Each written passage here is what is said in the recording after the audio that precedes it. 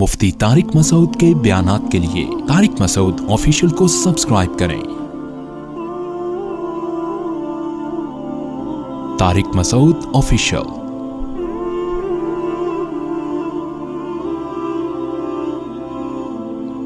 آپ یہ فیصلہ کرو کہ غلام کس کے ہو، سمجھ رہے ہو؟ اللہ کے غلام ہوگے تو مخلوق کے حقوق اور اچھے ادا ہوں گے۔ اور عجیب بات بتاؤں، جو اللہ کی محبت میں، اللہ کی غلامی میں مخلوق کا حق ادا کرتا ہے، مخلوق کی طرف سے بھی اچھا رسپانس ملتا ہے اس کو۔ اور اگر آپ اللہ کو درمیان سے نکال کے مخلوق سے جتنے مرضی تعلقات بحال کرو، مخلوق ایسی نالائق مخلوق ہے کہ آپ اس کے لیے کر کر کے آدھے ہو جاؤ گے، یہ آپ سے وفا نہیں کرے گی، یہ بتا دو۔ لوگ آئے دن شکایتیں آ رہی ہیں، ہم اپنے بھائی سے اتنا اچھا سلوک کرتے ہیں لیکن ڈستا ہے وہ ہم کو، ہم نے تو یہ کیا، ہم نے تو یہ کیا، لیکن جب اس کی طرف سے موقع آیا تو وہ ہمارا ساتھ نہیں دیتا۔ میں ان سے کہتا ہوں آپ نے اللہ کے لیے کیا ہوتا تو یہ ٹینشن نہ ہوتی آپ کو۔ لوگ سب مفاد پر، ہر کسٹمر سے اچھے اخلاق سے بات کر رہا ہے تو کسٹمر کیا اس کا غلام بن جائے گا؟ ہے بھائی، کسٹمر کو پتا ہے اپنی پروڈکٹ اس نے مارکیٹ میں، اس کا چورن اسی طرح بکے گا، ٹھیک ہے نا؟ دیکھو نا ہوٹلوں کے باہر لوگ کھڑے ہوتے ہیں، آئیے آئیے آئیے۔ اب تو وہ جو کراچی میں ہوٹل ہے نا، وہاں باہر تک روڈ پہ آئے ہوئے ہوتے ہیں، please sir please sir please please, جو کر رہا ہے نا، اس لیے نہیں کہ آپ اس کے کچھ لگتے ہیں، اس کو پتہ ہے گالیاں دوں گا تو کوئی بھی نہیں آئے گا۔ اگر وہ کہے الو کے پٹھے ادھر آ کے کوفتے کھا لے، کبھی بیٹھ کے ادھر بھی کھا لیا، اگر ہمیشہ یہاں سے مجھے منہ چڑھاتا ہوا گزرتا ہے، اصولی طور پر تو اس کے اندر کے جذبات تو یہ ہوتے ہیں، اندر جو ہے نا اس کے، کہ یار میں دیکھ رہا ہوں، میں یہاں سے، ہمارے ہوٹل بھی ویسا ہی ہے، تو یہاں سے کراس کر کے وہاں جاتا ہے، اس کا کھانا بھی مہنگا، تو شرم ہی نہیں آتی، دل اس کا چاہتا ہے گالیاں لکھ کے آپ کی گاڑی پہ لگا دے، لیکن وہ ایسے بات نہیں کرتا، وہ کہتا ہے سر پلیز آئیے نا، آئیے پلیز۔ آپ دھکا دیتے ہوئے گزر جاتے ہو، ذرا بھی غصہ نہیں کرتا، تیری ایسی کچھ بھی نہیں، لیکن اس اخلاق پہ آپ کے دل میں اس کی محبت کے اتنے سے بھی جذبات پیدا نہیں ہوتے۔ آپ کو پتہ ہے یہ مفاد پرستی کی دنیا ہے بھائی، جہاں اس کا مطلب ہوگا تو سر سر کرے گا، جہاں مطلب نہیں ہے۔ مجھے یاد ہے ایک دفعہ بائک میری پنچر ہو گئی، روز پنچر ہو رہی تھی، اور ایک ہی پنچر والے کے پاس جا کے رکتی ہر دوسرے دن۔ پتہ چلا اس کمبخت نے تھوڑا پیچھے کیلیں ڈالی ہوئی ہیں میرے روڈ، میں نے وہ کیلیں دیکھی، ویسے تھینک یو کر رہے ہیں، آئیے سر آپ پھر آ گئے، کیلیں پیچھے ڈالی ہوئی ہیں اس نے۔ تو مفاد پرستی کی دنیا ہے۔ تو اگر اپنے گھروں میں سکون چاہتے ہو نا، اپنے بچوں کو اپنا غلام مت بناؤ۔ اپنے بچوں کو کس کا غلام بناؤ؟ اللہ۔ وہ اللہ کے بنیں گے تو آپ کے بھی بنیں گے۔ اپنی بیوی کو کس کا غلام بناؤ؟ اللہ کا۔ وہ اللہ کی بننے کے بعد آپ کی بنے گی غلام۔ عورت کو چاہیے اپنے شوہر کو کس کا غلام بنائے؟ اللہ کا۔ اللہ کا بنا دیا، آپ کے حقوق ادا کرے گا وہ۔ ہم ڈائریکٹ اپنا بنانے کی کوشش میں کسی کا بھی نہیں بننے دیتے اس کو۔ باپ چاہتا ہے میرا بچہ میرا بن کے رہے، تبھی باپ بہت سی جگہوں پر اس کو شریعت کے خلاف باتوں کا بھی آرڈر کر رہا ہوتا ہے۔ بچے کے دل میں لاشعوری طور پر یہ بات آتی ہے کہ میرے ابا مفاد پرست ہیں، یہ اپنا فائدہ چاہتے ہیں۔ تو جہاں انسان کے دل میں یہ آتی ہے پھر انسان لالچی ہو جاتا ہے۔ تو بہت ہی نیک شریف ہوگا تو پھر بھی حقوق تو ادا کرے گا وہ، لیکن اتنے نیک مارکیٹ میں شارٹ چل رہے ہیں، وہ نہیں کرے گا۔ اور اگر آپ نے بچے کو اللہ کی غلامی سکھا دی اور آپ نے بولا بیٹا میں بھی کسی بات کا حکم دوں نا جو اللہ کے حکم کے خلاف ہو، میرے حکم کو دیوار پہ مار دینا، تو میں عجیب بات آپ کو بتاؤں، وہ آپ کی ایسی غلامی کرے گا اگر وہ اللہ کا بن گیا، کیونکہ اللہ نے سب سے زیادہ حق اپنے بات کس کا رکھا ہے؟ والدین۔ لیکن آپ اس کو، جہاں شریعت کی بات آتی ہے نا، تو آپ نے اس کو یہ باور کرانا ہے کہ جیسے تمہیں میں شریعت کا پابند بنا رہا ہوں، خود بھی کیا کر رہا ہوں؟ بولو، شریعت کو فالو کر رہا ہوں۔ مثال دے دوں، ایک مثال ایک ہی آ رہی ہے مارکیٹ میں، تو اب کیا کریں، زیادہ تر یہی کیسز آ رہے ہیں نا، تو جو آ رہی ہے وہی مثال دوں گا نا، جو آ رہی ہے وہی مثال دوں گا۔ ماں باپ بچے کو میرے سامنے لا کے حدیثیں سناتے ہیں، دیکھو یہ میری بات نہیں مانتا، تو قرآن و حدیث میں کتنی ترغیب ہے کہ ابا کی مان کے چلو، ہے نا؟ تو میں کہتا ہوں قرآن و حدیث میں تو یہ بھی ہے کہ یہ کہہ رہے شادی کرو تو کرا دو اس کی شادی، ہے بھائی، یہ اپنے خرچے پہ کر رہا ہے، آپ کے خرچے پہ نہیں، تو کرا دو نا، کرنے دو۔ ابھی مفتی صاحب ابھی یہ باتیں ہوتی ہیں، اس عمر میں یہ باتیں ہوتی ہیں؟ بھئی اسلام تو کہہ رہا ہے کہ 14-15 سال کی عمر میں کیا ہو گیا؟ بالغ ہو گیا، تو اسلام تو اسی عمر میں ترغیب دے رہا ہے۔ تو بچہ جب دیکھتا ہے نا کہ ہمارے ابا کو بھی شریعت وہ والی چاہیے جو اپنی مرضی کی ہو، یہ چیزیں بچے نوٹ کر رہے ہوتے ہیں۔ ابا کو وہ والے حقوق چاہیے جس میں اماں ابا کی غلامی کریں. ابا کوئی رسپانسبلٹی اٹھانے کے لیے تیار نہیں ہے. گیس بجلی کا بل 6 مہینے پڑا رہتا ہے, امی ہماری ماموں سے ادھار لیتی ہیں, پھر بل جا کے جمع کراتی ہیں. ایسا ہو رہا ہے مارکیٹ میں, مائیں بیچاری ادھار لے کے گیس بجلی کے بل, بچوں کی تعلیم, میاں مکھنچو کچھ کر نہیں رہا. وہ صرف اولاد کے پر جو ماں باپ کے حقوق ہیں اس پہ تقریریں جا کے سنا رہا ہوتا ہے. تو پھر جب یہ منافقت والا حساب چلتا ہے, ہم تو پھر بھی اولاد کو کہتے ہیں بھائی جیسا جب قرآن کہہ رہا ہے ماں باپ کافر بھی ہوں تو بھی مان کے چلو ان کی, ہم تو پھر بھی اولاد کو یہی ترغیب دیں گے. لیکن انسان کی یہ نیچر نہیں ہے, ذہنی طور پر وہ اس کام کے لیے تیار نہیں ہوتا. اور ایک خاندانی گڑبڑیں بھی خاندانی ہوتی ہیں بعض دفعہ, بہت اعلیٰ نسل کی گڑبڑیں. ایک بہت بڑی بدماشی گھروں میں یہ ہوتی ہے کہ بڑا بھائی اپنے باپ سے تمیز سے بات نہیں کرتا, لیکن جب چھوٹا اپنے بڑے بھائی سے بدتمیزی کرے تو بڑے بھائی کو بہت زیادہ غصہ آتا ہے. یہ بھی مارکیٹ میں ہول سیل کے حساب سے ہو رہا ہے. بڑے بھائی چھوٹے کو پتا ہے کہ میرے ابا جب میرے بڑے بھائی سے انکوائری کریں کہ کہاں سے آ رہا ہے تو بھائی کی پیشانی پہ کیا آتی ہیں, لکیریں.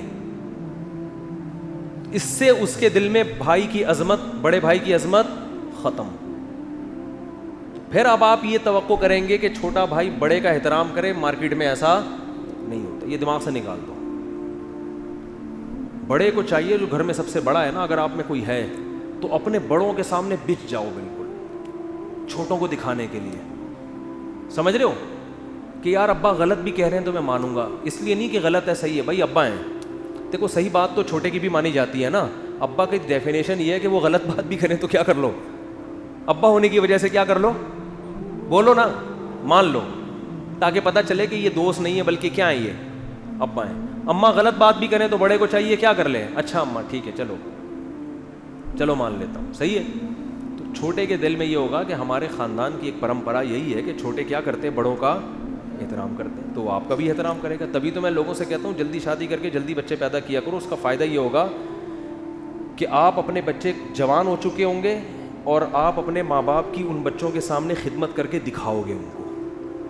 سمجھ رہے ہو, پہلے ایسا ہوتا تھا کہ آپ کے والدین آپ کی موجودگی میں آپ کے دادا دادی نانا نانی کی خدمت کرتے تھے, ان کی کڑوی کسیلی برداشت کرتے تھے, ان کے آرام کا خیال کرتے تھے, جس سے آپ کے بچوں کو یہ ذہن بنتا تھا کہ بھائی ماں باپ کو ایسے پالا جاتا ہے.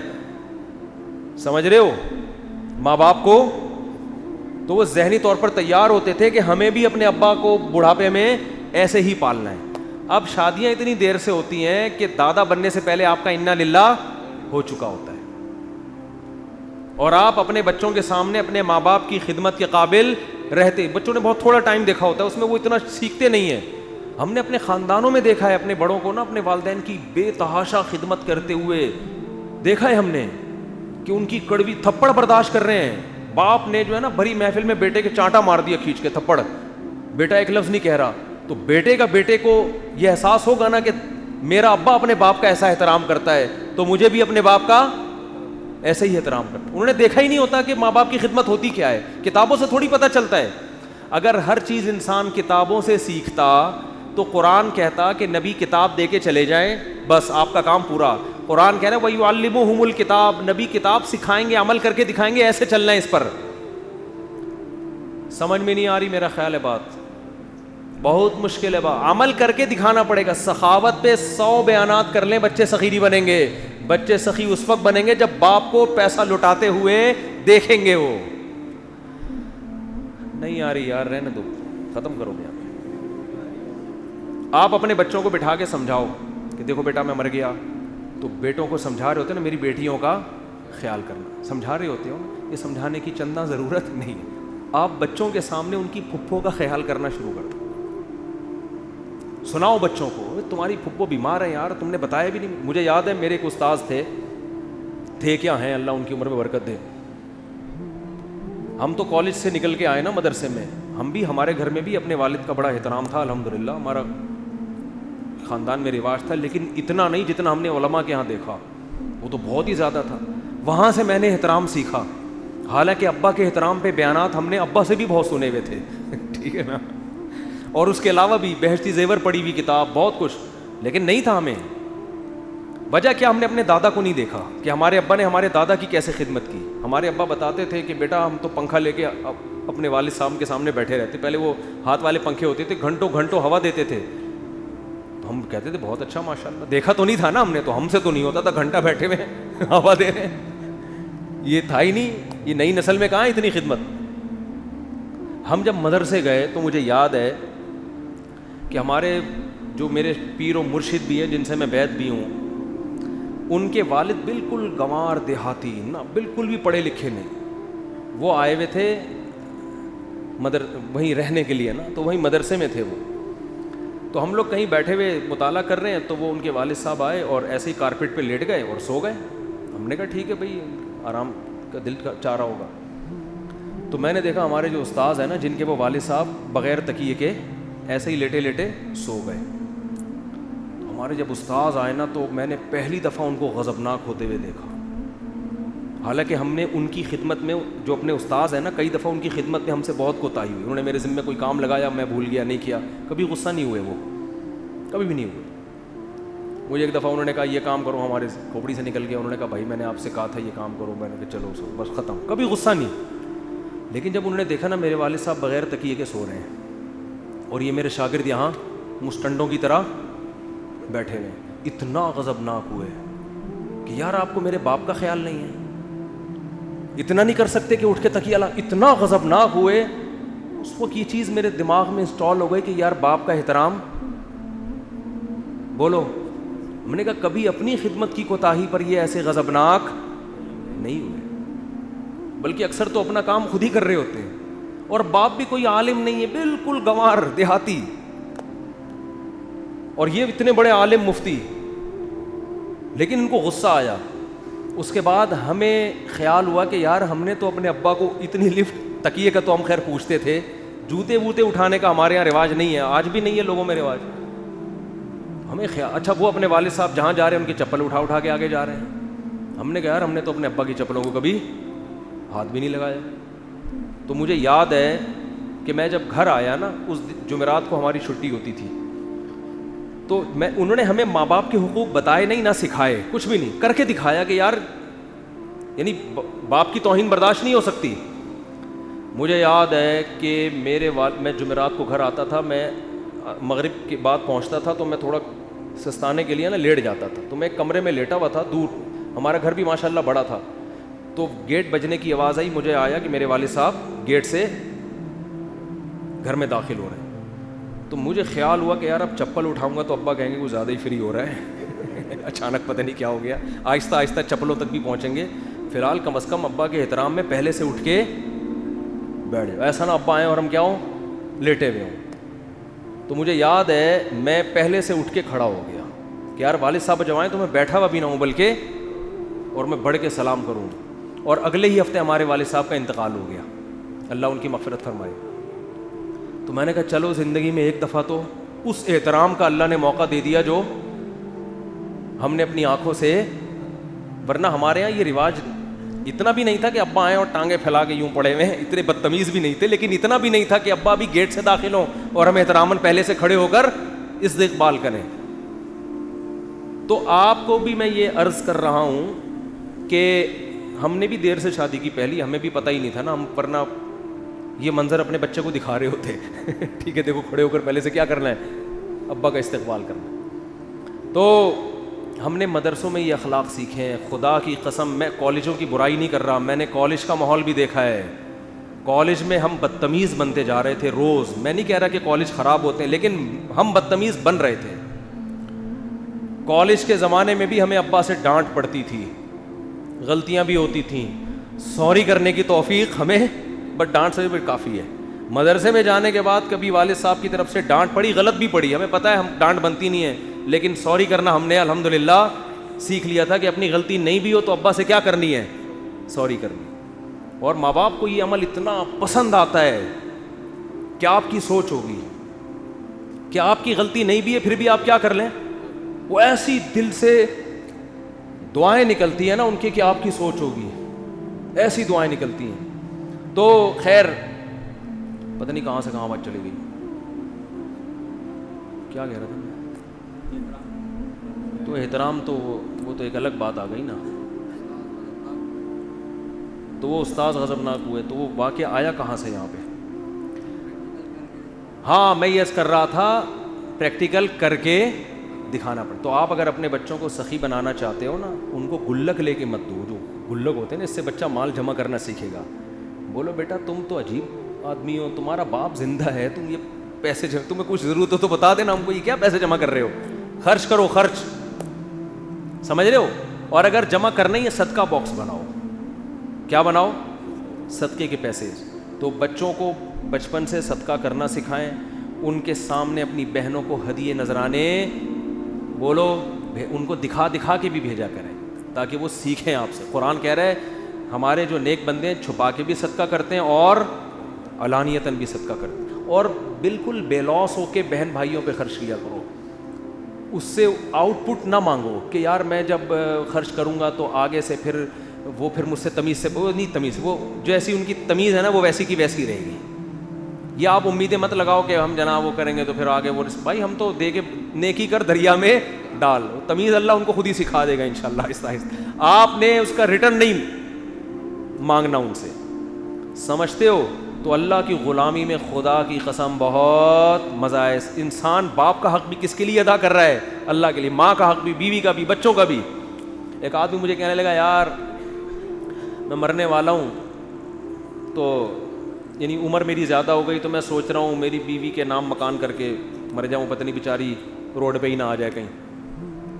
لیکن مجھے ڈر ہے میں نے دے دیا تو آنکھیں ہی سر پہ نہ رکھ لے ہے بھائی. تو میں نے کہا کیا کر لے گی زیادہ سے زیادہ؟ کہہ رہے ہیں گھر سے نکال دے گی.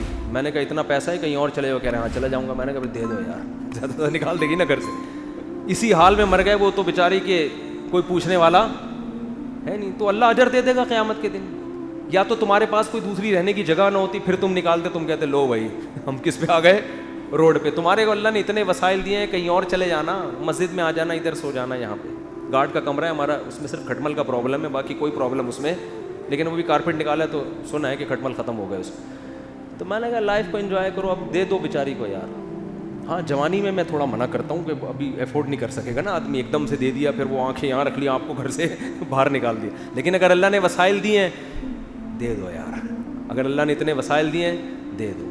زیادہ زیادہ یہ ہوگا کہ تمہیں گھر سے نکال دے گی تو تمہارے پاس اور وسائل ہیں رہنے کے, وہاں رہ لو. لیکن اس کے پاس ایک ٹھکانہ اور نہیں نکالے گی تو سبحان اللہ, پھر تو اور اچھا ہے. اور خراب بھی ہو گئی تو تم نے ایک ذمہ داری کیا کر لی, تم اللہ کے لیے حقوق ادا کر رہے ہو نا, تو قیامت میں اس کا اجر تو ملے گا نا. تم نے جو نکاح کیا تھا تو عورت کی پوری زندگی کی ذمہ داری اپنے سر پہ لی تھی کہ نہیں لی تھی؟ تم قیامت میں اللہ سے کہہ سکتے ہو اللہ میں نے اس وعدے کو موت تک نبھایا ہے. کیا خاندانی اسٹائل ہوگا جب انسان اللہ کے سامنے کھڑا ہوگا, اے اللہ میرے ذمے کسی کا حق نہیں ہے, میں نے بچوں کے حقوق بھی, بیوی کے بھی, ماں باپ کے بھی ادا کیے, اب انہوں نے اگر میرا حق نہیں دیا تو یہ میرا ہیڈک نہیں ہے, یہ کس کا ہیڈک ہے؟ بولو ان کا. حدیث میں آتا ہے, بس ایک حدیث سنا کے بیان ختم کرتا ہوں. ایک صحابی نے کہا یا رسول اللہ میں اپنے بھائی سے اچھا سلوک کرتا ہوں مگر وہ پھر بھی بد کلامی کرتا ہے. تو آپ نے فرمایا اگر تم سچ کہہ رہے ہو تو حدیث کا مفہوم ہے تم تو جنت کما رہے ہو صلہ رحمی کر کے, اور وہ اپنے لیے جہنم کی آگ کے ٹکڑے جمع کر رہا ہے. تو ایسی عورت کو اللہ خود ہی انتقام لے لے گا اس سے. تو اس لیے اللہ کے لیے دوسروں کے حقوق ادا کریں, اس میں بالکل بے لوس ہو کے, سمجھ رہے ہو, اس کا اپنا مزہ ہے کیونکہ جس کے لیے کر رہے ہیں وہ بہرحال ہمیں دیکھ رہا ہے. ایک اور مثال دے دوں, آپ کو کسی سے عشق ہو جائے اور اس کی وجہ سے آپ پٹ رہے ہو, تو اس پٹائی میں تکلیف اس صورت میں ہوگی جب آپ کو پتا ہے کہ معشوقہ دیکھ نہیں رہی, پھر ایک ایک تھپڑ بہت زور سے لگے گا. لیکن آپ کو پتا ہے جس کے لیے پٹ رہا ہوں وہ محبوب مجھے کھڑکی سے دیکھ رہا ہے, تو ہر تھپڑ میں مزہ آئے گا کہ نہیں آئے گا؟ کو پتا ہے میری ویلیو بڑھ رہی ہے کہ یار میرا عاشق میرے لیے اتنی قربانی دے رہا ہے, تو آپ کا دل چاہے گا اور رکھ رکھ کے مارو, ٹھیک ہے نا, اور رکھ رکھ کے مارو. تو جب انسان کو اللہ سے محبت ہوتی ہے تو وہ اس کے لیے سب کچھ کر رہا ہے, آگے سے آزمائشیں آ رہی ہیں تو وہ کہتا ہے یار جس کے لیے کر رہے ہیں وہ ان آزمائشوں کو دیکھ رہا ہے. تو اس میں بھی ایک لذت رکھی ہے اللہ نے. اور اگر اللہ کو درمیان سے نکال دو گے تو بھائی مخلوق بڑی ٹیڑھی ہے, صحیح بتا دوں مخلوق کیا ہے, یہ بڑی ٹیڑھی آڑی ترشی ہے, اس کے لیے دن رات کرتے رہو, انہوں نے کیڑے ہی نکالنے ہیں. ابھی وہ جیسے وہ سیاسی لیڈر ایک دوسرے کے کیڑے نکالتے رہتے ہیں نا, ایک وزیر اعظم کا اچھا بیان ہوگا اس میں کیڑا نکالنا ہے, برا بیان تو ویسے ہی کیڑا ہی, وہ تو بیان ہی کیڑا ہے. ٹھیک ہے. اب وزیر اعظم نے کچھ غلط باتیں بھی کی ہیں, ہم اس کو نہیں اپریشیٹ کرتے بھائی, وہ تو غلط ہے, اور کچھ اچھی باتیں بھی کی ہیں, تو غلط کو غلط کہو لیکن اچھے کو اچھا کہو. لیکن جو مخالفین ہوں گے اچھے کو بھی غلط اور غلط کو تو ویسے ہی غلط, اور اپنے لیڈر کی غلط کو بھی صحیح اور صحیح کو تو ویسے ہی صحیح. یہ مخلوق یہی چل رہی ہے مارکیٹ میں. اس لیے الو کس سیدھا کرنا ہے, کس کے سامنے صحیح بن کے رہنا ہے, اللہ کے ساتھ. اس میں مزہ ہے, لطف ہے. اللہ عمل کی توفیق عطا فرمائے.